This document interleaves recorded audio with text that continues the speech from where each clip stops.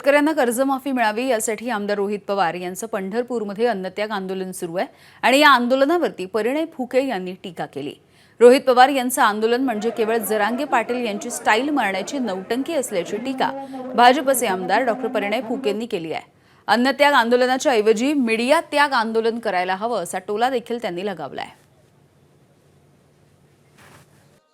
रोहित पवार जे उपोषणाला बसले आहे ते शेतकऱ्यांसाठी नाही बसले आहे। त्यांनी जे अन्न त्याग आंदोलन केलंय त्यांनी आता मीडिया त्याग आंदोलन केलं पाहिजे। नुसतं जरांगे पाटलांची स्टाईल मारण्याकरता जरांगे पाटीलला कॉपी करून काहीतरी नौटंकी करण्याचा प्रयास रोहित पवार करतात आहे।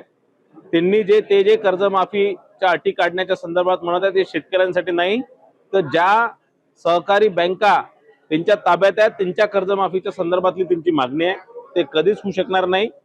ज्या अटीमध्ये शेतकऱ्यांना फायदा होणार त्याच अटी या सगळ्या कर्जमाफीमध्ये करण्यात आलेल्या आहे।